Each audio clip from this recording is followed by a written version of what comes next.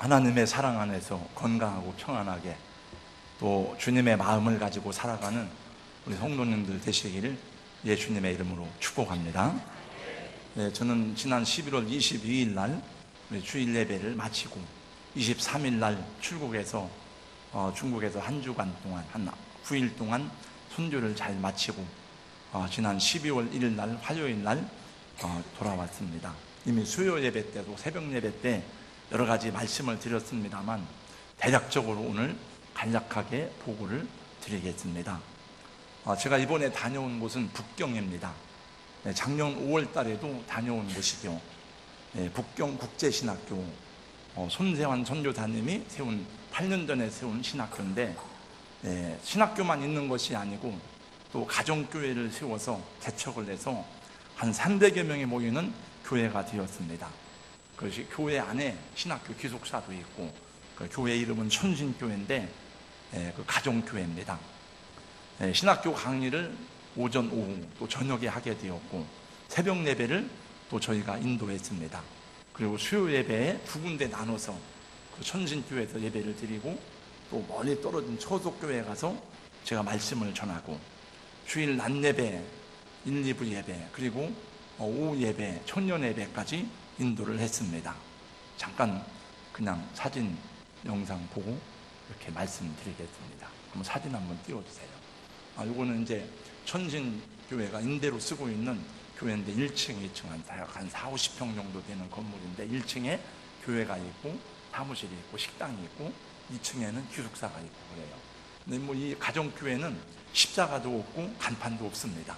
그 전에 저 위에 조그맣게 간판이 있었는데 이번에 가서 보니까 그것도 다 떨어졌더라고요. 저 한 장 넘기시고, 저는 교회 입구입니다. 이렇게 한 장 넘기시고. 요거는 이제 신학생들 한 30여 명 되는데 목회를 하는 학생들도 있고 이제 강의를 받는 중에 있습니다. 또 넘기시고. 이온 목사님이 강의하는 걸 제가 이제 찍었습니다. 또 넘기시고요. 요거는 이제 저희가 같이 모여서 학생들하고 사진을 찍었는데, 제 오른쪽에 있는 분이 손세환 선교사님이에요. 학교를 운영하고 학생들을 지도하고 있습니다. 넘기시고. 요거는 제가 이제 초속교회 가서 예배를 드렸는데 한참 들어가더라. 막 꼴짝이로 해가지고 북경에도 이런 곳이 있는가 싶을 정도로 했는데 거기서 한 25명 정도가 수요 예배를 드리고 있습니다. 넘기시고요. 요건 제가 주일날 이제 예배 인도하고 있는 장면이고 넘기시고요. 요거는 일부 예배 때 예배당에 사람이 다 못 들어가니까 밖에서 영상을 보면서 예배를 드리고 있는 모습입니다. 넘기시고. 요건 이제 제가 그 강단에서 기도할 때 사진을 찍은 겁니다. 넘기시고. 그리고 또 이제 제가 예배 인도할 때 주일 낮 예배 넘기시고. 이건 이제 예배 후에 식당에서 지금 이제 밥 먹고 준비하고 있는 겁니다. 넘기시고. 이건 아마 교회 게시판, 교회 소식, 뭐 기도 제목 이런 거 다 적어놓은 것 같아요. 넘기시고. 이거는 이제 금요 기도회 할 때 사람 이름을 다 적어놓고 기도 제목 적어놓고 이걸 보고서 기도를 하는 거더라고요. 앞에 인도하는 사람. 넘기시고. 이거는 제가 오기 전에 재직들하고 같이 저녁 만찬을 했습니다. 넘기시고. 이거는 그냥 제가 간 날 동안 햇빛을 거의 보지를 못했는데 해가 없어 그런 게 아니고 스모그가 얼마나 심한지 우리가 상상을 초월할 정도입니다. 넘기시고. 이거는 선교사님 아파트에서 찍은 겁니다. 그것도 우리가 있던 동네예요. 넘기시고. 영상 한번 보세요. 영상. 이거는 주일날 예배 전에 찬양 인도하는 겁니다.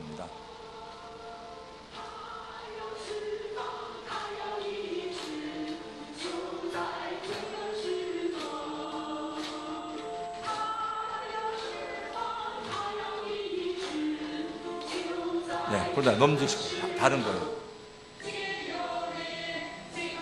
그들은 찬송을 할 때마다 다 이렇게 일어서서 찬송을 하더라고요.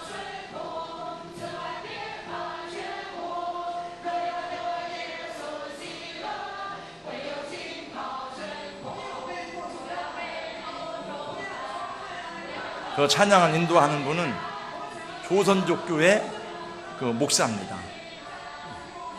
저분이 통역을 하고 이제 그랬어요.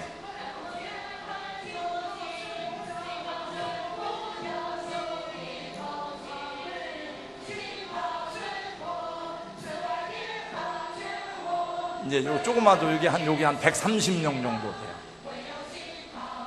예, 넘기시고. 요건 제가 이제 하루 쉬는 날이 있어가지고 북경 시내 들어가는 중에 찍은 건데, 그 연기 그냥 안개가 아니고 연기 속에 있는 것 같아요. 막 눈 따갑고 목 따갑고 막 굉장히 그렇습니다. 한 낮에 한 오후 한 3시쯤 찍은 거예요. 도시가 불난 연기로 가득 찬 것 같아요. 네, 넘기시고. 잘 들어보세요.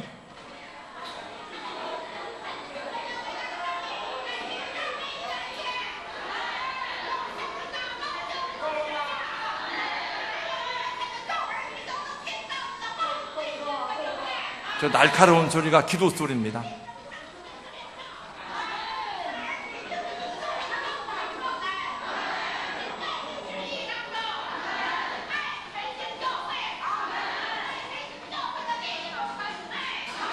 주방이고.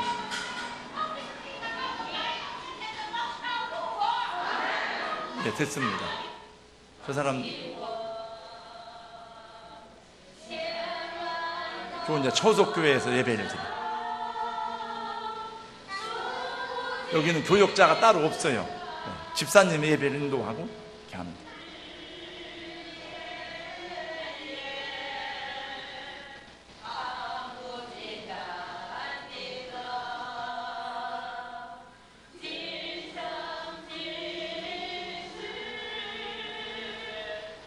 넘기시고. 이건 주일날 오후에 청년의 예배를 제가 인도했어요. 말씀드립니다.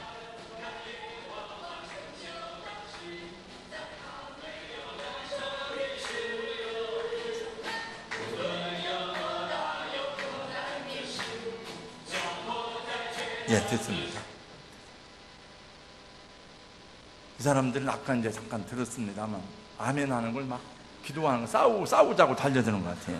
아멘도 그냥 아멘 하는 게 아니고 아멘 막 그래가지고 그 들으면 꼭 싸우는 것 같아요. 이렇게 아주 열심히 있습니다.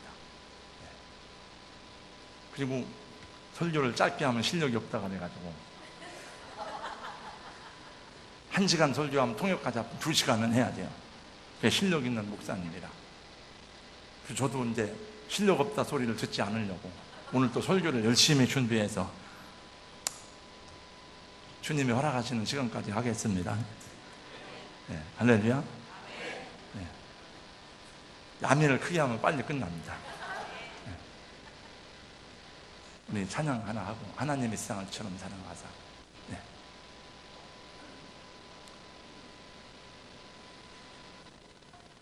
네. 하나님의 세상을처럼 사랑하자.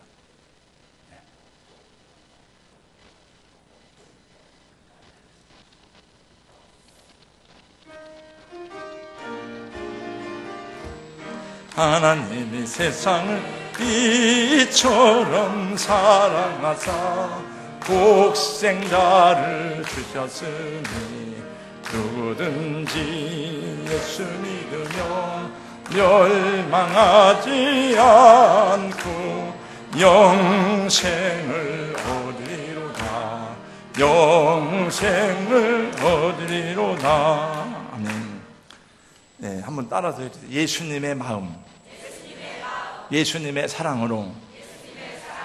예수님의 마음, 예수님의 사랑으로 뭘 어떻게 하자는 말입니까? 여러분, 예수님의 마음을 가지고 예수님의 사랑으로 성탄절을 연말 연시를 화목하게 행복하게 즐겁게 보내시는 은혜가 있기를 주님의 이름으로 축복합니다. 창세기 강의 101번째입니다. 지난 11월 1일 날 창세기 강의를 하고 추수감사절 여러 가지 행사 때문에 강의를 한 달이 넘도록 했기 때문에 여러분이 다 머릿속에서 잊어버린 줄로 압니다.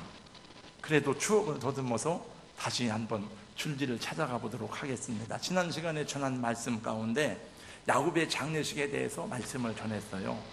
얼마 전에 김영삼 전 대통령이 수당을 떠나서 장례식을 치렀는데, 김영삼 장례식 국가장으로 치렀지만은 국가장하고 야곱의 장례식은 비교할 바가 안 됩니다. 야곱의 장례식은 상류들이 많이 있었지만은 그 중에서도 장례의 전체를 주관하는 사람은 요셉이었습니다. 야곱이 마지막 12아들을 예언적으로 축복하고 세상을 떠나게 되죠. 야곱의 장례식은 누구와도 비교할 수 없는 성대한 장례식이었습니다. 야곱의 시신을 향으로 처리하는 데만 40일이 걸리고, 볼륨을 조금만 낮춰보세요. 70일 동안 곡을 하였으니까 2달이 넘도록 곡을 했다는 것입니다. 그리고 애굽의 모든 이 파라오 왕의 그 대신들과 원로들과 그 다음에 애굽 땅의 모든 원로들이 다 야곱의 장례식에 참석하고 그냥 문상만 한 것이 아니고, 그리고 그 야곱이 그 가나안 땅에 묻힐 때까지 다 거기 함께한 엄청난 장례 행렬이 되었습니다. 그런데 중요한 것은 장례식이 성대하게 치루었다는 것이 아니고, 아버지의 유언대로 아브라함이 사놓은 가나안 땅 막벨라군에 장사 지냈다는 것입니다. 이제 아버지 야곱의 장례식이 다 마치고 나서 이제 그 쉬는가 싶었는데 또 문제가 생겼습니다. 아버지 야곱의 장례를 다 마치고 났더니 그 모든 신하와 원로들, 요셉과 그 형제들이 다 애굽으로 돌아왔는데 그 형제들에게 문제가 생겼어요. 이 볼륨을 조금 더 줄이세요. 이렇게. 네. 아버지 야곱의 죽음이 요셉에게는 슬픔과 아픔이었지만은 그 형제들에게는 근심과 두려움이 되었습니다. 지금까지는 아버지가 살아계셔서 요셉이 우리에게 아무런 복수를 행하지 않았지만은 이제 아버지가 돌아가신 마당에 요셉이 우리에게 복수를 하면 어쩔까? 요셉이 우리를 그냥 놔둘까? 이런 두려움이 생겼습니다. 아버지 야곱의 장례식을 치르면서 그 형제들은 요셉의 위엄과 요셉의 권세가 얼마나 대단한지를 직접 눈으로 목격하고 확인했습니다. 그러니 그 대단한 위세를 생각할 때에 우리가 어떤 해를 당할까, 이런 걱정을 하게 된 것입니다. 그래서 사람들을 요셉에게로 보냈습니다. 16절 17절 말씀해 보니까 요셉에게 보내서 말합니다. 우리 아버지 유언이 무언지 압니까? 우리 아버지 살아계실 때에 다 우리 형제들을 용서하라고 했습니다. 우리 허물을 용서하시고 우리 죄를 용서하시고 우리를 그냥 이렇게 용서해 주세요 하는 그런 말이었습니다. 요셉이 그 말을 듣고 뭐라고 말합니까? 오늘 17절 말씀해 보니까 요셉이 그들이 그에게 하는 말을 들을 때에 울었더라 라고 말하고 있습니다. 제가 창세기를 강의하면서 여러 번 얘기를 했습니다. 요셉은 눈물이 많은 사람이라고 말했어요. 요셉은 참 우는 장면이 많이 나옵니다. 기뻐서 울고, 감격해서 울고, 슬퍼서 울고, 마음 아파서 울고. 또 이때의 요셉이 흘린 눈물은 무엇입니까? 이거는 애통의 눈물이고, 아픔의 눈물이고, 슬픔의 눈물입니다. 왜 이렇게 형제들이 내 마음을 몰라주는지, 왜 이렇게 나의 진실한 마음과 나의 간절한 소망을 모르는지 가슴이 아프고 답답해서 우는 것입니다. 이미 요셉은 창세기 45장에서 우리 다 본 것처럼 형제들을 다 용서하고 다 형제들과 화해를 했습니다. 아니, 요셉은 생각할 때 자기는 형제들을 용서하고 말고 할 자격도 없는 사람이에요. 하나님이 이 때를 위해서, 애굽의 환난의 때를 위해서 먼저 자기를 애굽 땅에 보내어서 7년 대환난을 준비하게 하신 그 섭리를 알게 되었고 그 형제들에게 다 얘기했습니다. 그리고 형제들을 만난 기쁨에 방송대곡을 하면서 형님들을 껴안고 울었는데, 그리고 지난날에 여러 가지 시기와 마음들에 대해서 다 화해하고 다 해결받았는데, 아니 왜 또 이제 와서 자기들의 허물을 용서하고, 아버지가 살아계실 때 한 말이 우리 서로 형님들을 용서하라고 했다는 그 말을, 이 말이 진실인지 아닌지도 잘 모르겠는 그 말을 또 하는지 이 요셉은 이해할 수가 없었습니다. 사랑하는 성도 여러분, 그래서 믿음의 길은 외로운 길입니다.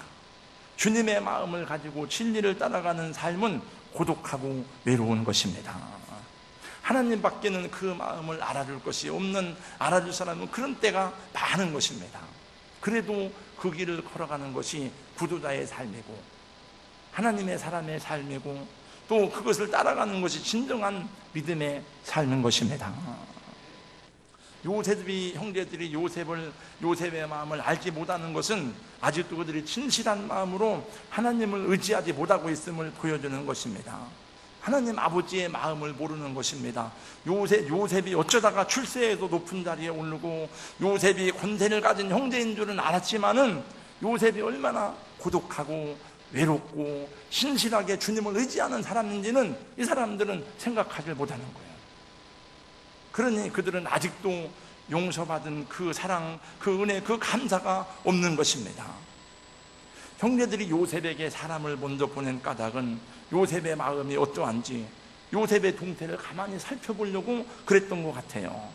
그래서 자기들이 보낸 사람이 가서 요셉이 그 말을 듣고 울었다는 말을 들으니까 요셉의 마음이 좀 누그러졌나 보다 생각을 했는지 자기들이 이제 찾아와서 요셉에 엎드려 절을 하면서 이렇게 말합니다. 18절 말씀에 보니까 그 형들이 또 친히 와서 요셉의 앞에 엎드려 이르되 우리는 당신의 종들이니이다. 여러분, 얼마나 초라하고 비굴해 보입니까? 요셉은 이미 자기 형제들을 다 받아주었는데 왜 이렇게 말해야 됩니까? 요셉이 그러니 울지 않을 수가 없는 것입니다. 그 형제들과 요셉하고는 믿음의 차원이 다른 것입니다. 요셉의 형제들은 육신적인 생각을 하고 육신적인 싸움을 하는 거예요. 육신적인 생각밖에는 할 수가 없어요. 그런데 이 요셉의 생각은 그게 아니에요. 영적인 생각을 하고 영적인 선한 싸움을 싸우고 있는 것입니다. 요셉이 말합니다. 19절부터 21절까지 말씀해 보니까 요셉이 그들에게 말하기를 두려워하지 마세요. 내가 하나님을 대신하리까? 당신들은 나를 해하려 하였지만은 하나님은 그것을 손으로 바꾸사 오늘과 같이 많은 백성의 생명을 구원하게 하시려 하셨나니 당신들은 두려워하지 마소서. 내가 당신들과 당신들의 자녀를 기르다 하고 그들을 간곡한 말로 위로하였더라.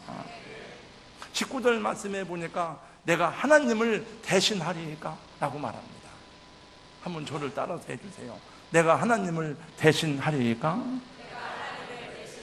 여러분, 왜 여러분이 하나님을 대신하려고 합니까? 여러분, 왜 여러분이 하나님의 행하실 일을 왜 여러분이 행하시려고 합니까? 그럼 안 돼요. 이 말은 놀라운 영적 지식을 가진 사람이 아니면 할 수 없는 말입니다. 나는 당신들을 용서하고 벌 주고 할 아무런 자격도 없습니다. 하나님이 다 판단하시고 하나님이 용서하시고 하나님이 심판하시고 하나님께 다 있는 것이 아닙니까?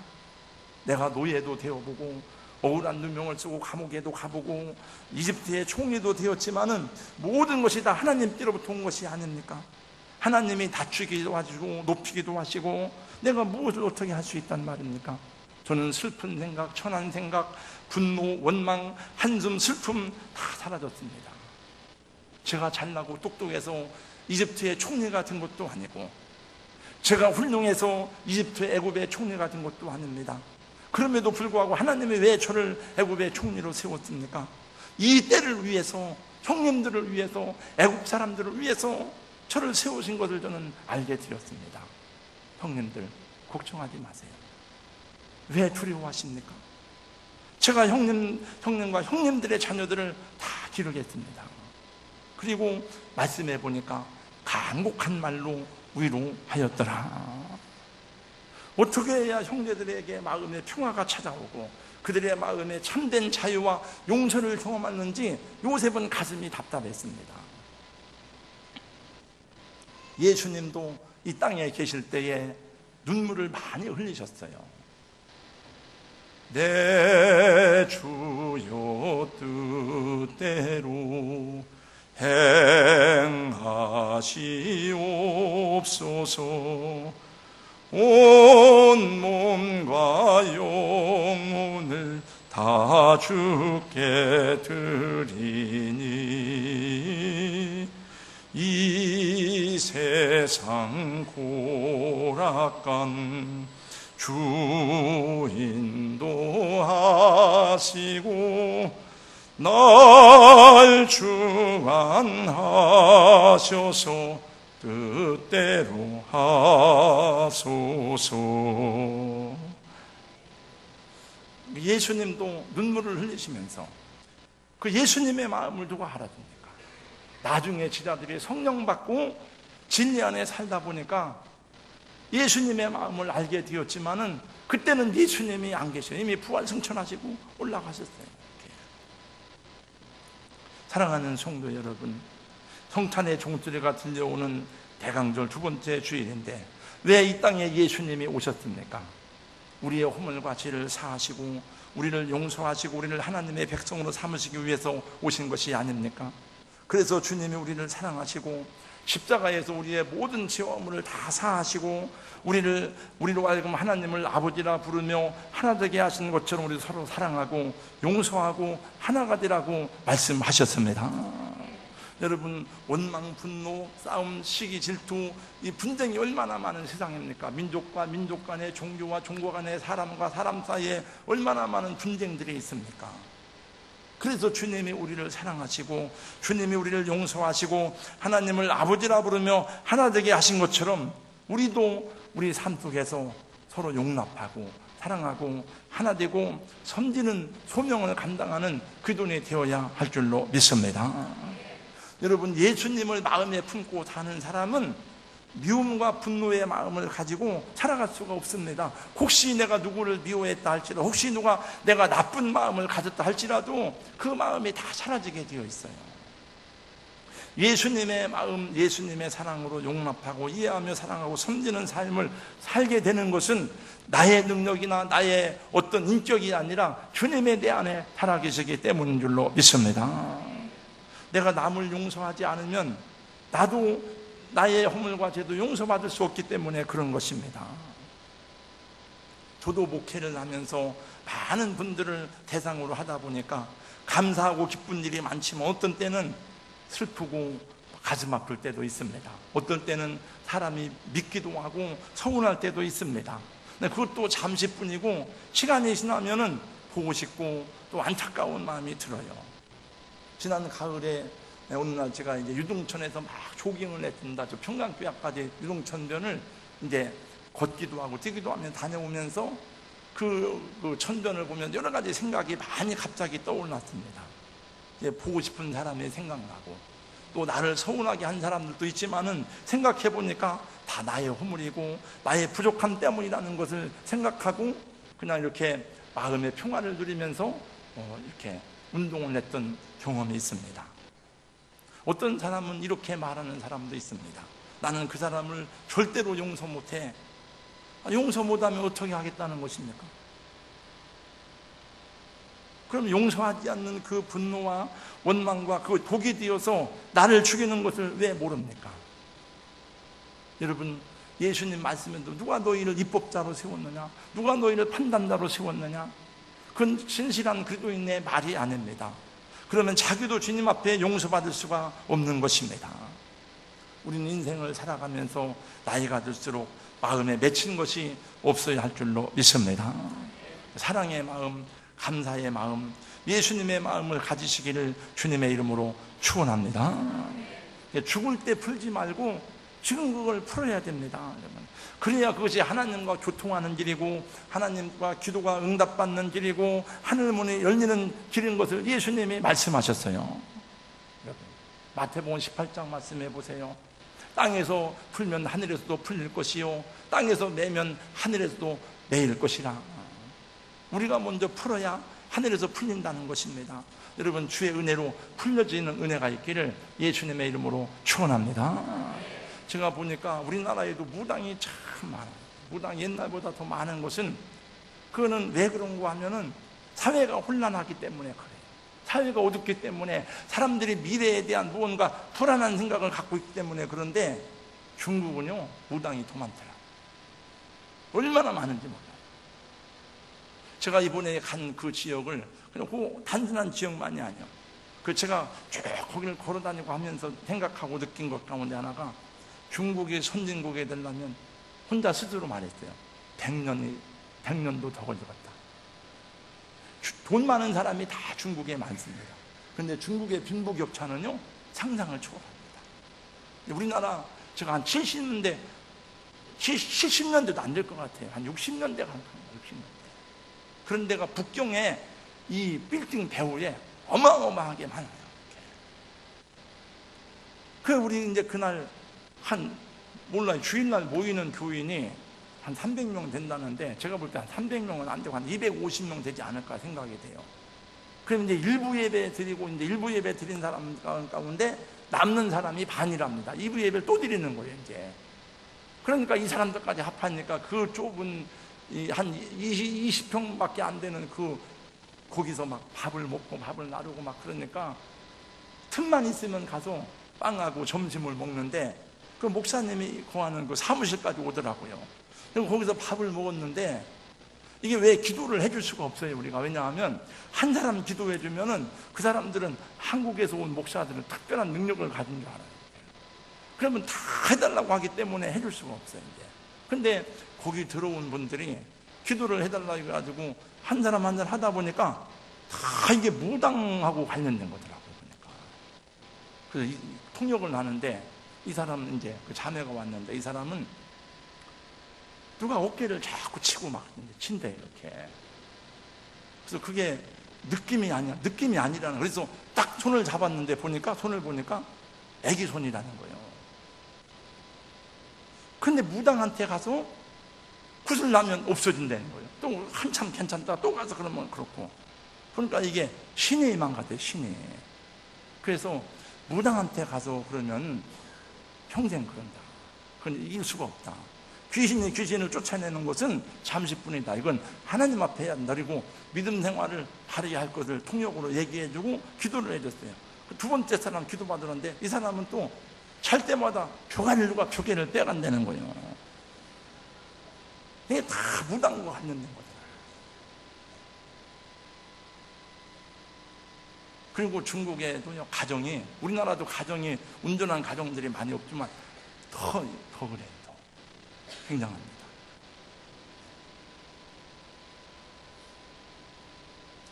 우리 예수님 바르게 믿고 여러분 영적으로 건강하게 살아야 가정도 바르게 세워지는 줄로 믿습니다.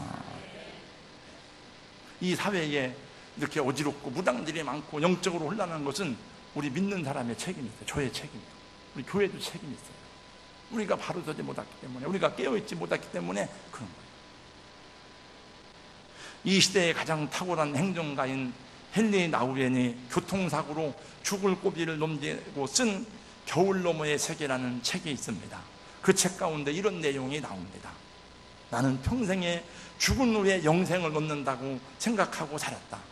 나는 죽은 다음에 천국에 간다고 생각하며 살았다. 영생은 죽음 후에 있는 것으로 알았는데 나는 영생이 거기 있는 것이 아니라 지금 예수 안에서 사는 이 순간부터 여기에 영생이 있다는 것을 알고 죽음과 삶은 나누어지는 것이 아니라 하나의 세계로 깨닫게 되었다. 나는 죽는다고 생각하는 것이 아니라 또 하나의 세계로 가는 것이다. 내가 새 생명을 얻기 위해서는 오늘의 삶을 통해서 나와 풀어야 할 모든 사람들에게 자유를 주어야 한다.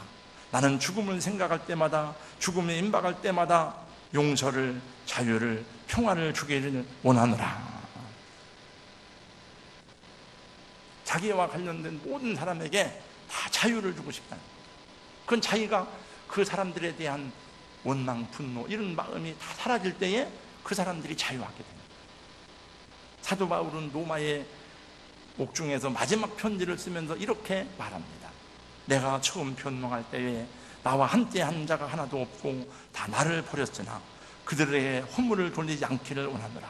바울에게 함께 했던 사람들, 바울에게 은혜를 받았던 사람들, 바울에게 세례를 받은 사람들, 바울과 함께 했지만 바울이 옥에 갇히고 바울이 재판정에 서게 되고 바울이 불리하게 되니까 다 바울을 떠나고 바울을 위해 변호할 사람이 하나도 없다는 거예요. 그러나 바울은 그들에게 허물을 돌리지 않는다는 것입니다. 요셉은 그 형제들을 간곡한 말로 위로하고 권면했습니다. 여러분, 왜 요셉이 그렇게 눈물을 흘리고 왜 요셉이 그들에게 간곡한 말로 위로해야 됩니까? 그 형제들이 도리어 회개하고 그들이 도리어 요셉을 위로하고 요셉에게 감사해야 되지 않을까요? 요셉의 형제들이 그렇게 하지 못한 까닭은 그들은 육신적인 생각밖에 할 수가 없기 때문에 그래요. 영적인 지식이 아직 거기에 이르지 못하기 때문에 그런 거예요. 하나님의 사랑을 그들이 경험하지 못했기 때문에 그런 거예요. 그런데 예수님이 이 땅에 오신 성탄절을 경험하지 못했기 때문에 그런 것입니다. 저는 오늘 새벽에도 찬송가 이런 찬송을 불렀는데, 나는 예수 따라가는 십자가의 군사라. 여러분, 우리가 예수님을 따라가는 십자가의 군사라고 하는 그 의미는 전도하다가 선교하다가 그것만이 아니라 우리를 미워하고 우리를 어둡게 하고 내 마음 심령을 어둡게 하는 모든 이런 잘못된 생각으로부터 우리 마음속에 있는 어둠과 미움과 탄식과 한눈과 불판과 원망과도 싸워야 되는, 그것이 우리 선한 싸움이라는 사실을 생각하지 않으면 안 되는 것을 새벽에 생각했습니다. 우리 사랑하는 성도 여러분, 왜 우리가 하나님을 대신하겠습니까? 그건 안 됩니다, 여러분. 미워하고 판단하고 정죄하고 심판하는 것은 우리의 몫이 아니에요. 그건 하나님의 몫인 것입니다. 저와 구원받은 여러분들은, 하나님 자녀들은 사랑하고 섬기고 위로하고 격려해 줘야 될 사명밖에 없습니다. 판단하시고 심판하는 것은 주님께 속한 것입니다. 그리고 정말 진실하게, 그럼 나 억울해서 어떻게 삽니까? 그러면 나 이렇게 바보같이 맨날 당하고만 삽니까? 그냥 당하세요. 그냥 억울하세요. 다. 근데 성경은, 여러분, 요셉이 그렇게 당하고 형제들을 다 용서했지만 누가 자유합니까? 누가 얽매여 있습니까? 요셉이 자유합니다. 형제들이 얽매인 거예요. 잠언서 말씀해 보니까 하나님을 기쁘시게 하면 너의 원수라도 그로 더불어 화목하게 하시느니라 말씀했습니다. 로마서 12장 19절 20절 이렇게 말씀합니다. 내 사랑하는 자들아, 너희가 친히 원수를 갚지 말고 하나님의 진노하심에 맡기라. 기록되었으되 원수 갚는 것이 내게 있으니 내가 갚으리라고 주께서 말씀하시느니라. 네 원수가 죽이거든 먹이고 목마르거든 마시어라. 그래야므로 내가 숯불을 그 머리에 얹어 놓으리라. 여러분, 숯불을 한번 얹어 놓아서 집에 가서, 이 말씀이 이해가 안 되거든, 벌겋게 단 숯을 머리에 얹어 보세요. 어떻게 되는지. 네 원수에게 그렇게 하겠다. 내가 그렇게 할 때야. 하나님께서 막 심판하고 죽이고 정죄한다는 뜻이 아니고, 너의 원수를 부끄럽게 하고 네 앞에 와서 내가 자기 잘못된 것을 아뢰게 한다는 그런 뜻이 있습니다. 먼저 예수 믿고 먼저 은혜 받고 믿음으로 살아가는 여러분이 먼저 사랑하고 먼저 다가가고 먼저 손 내밀고 격려하는 은혜가 있기를 예수님의 이름으로 축원합니다. 그래서 우리를 얽매이는 것으로 자유케 하신 그 주님을, 보게 하시는 주님을, 혀가 풀리게 하시는 그 은혜를, 예언의 말씀들이 우리 삶에 경험되어지는 그런 성탄을 맞이해야 될 줄로 믿습니다. 그런 가정을 세워가야 될 줄로 믿습니다. 그 마음을 가지고 가정으로 돌아가세요. 그 마음을 가지고 여러분 세상으로 가면, 그 마음을 가지고 교회 공동체 안에 있으면 성령 충만한, 은혜 충만한 공동체가 되고 사랑 넘치는 화목한 가정이 되고 원수마귀가 물러가고 하나님의 영으로 가득한 우리의 삶이 될 줄로 믿습니다. 여러분 때문에 가정이 행복하고 세상이 밝아지는 은혜가 있기를 예수님의 이름으로 권면합니다. 축원합니다. 축복합니다. 거룩하신 우리 하나님 아버지, 안 된다고 말하지 않게 하시고 예수님을 가슴 속에 모시고 그 예수님의 사랑에 강권하시는 그 은혜로 가정 속에서, 공동체 안에서, 사람들 가운데서 자유케 하는 은혜를 선포하게 하여 주시옵시고, 오늘 또 원수마귀 사탄은 사람들로 하여금 원수 맺고 분쟁하고 갈라지고 분열하고 싸우고 나라와 민족 가운데, 사람과 사람 가운데 이런 수많은 분쟁과 갈등과 어둠의 씨앗을 심지만은 예수님 이 땅에 오셔서 우리를 자유케 하시고 우리에게 해방을 선포하셨는데, 기뻐 뛰며 노래하는 그 기쁨이 우리 안에 있게 하여 주시옵시고, 우리 예수님 가슴에 품고 살아가는 귀한 성도님들이 되게 하여 주시옵소서. 주 예수 그리스도의 이름으로 기도하옵나이다. 아멘.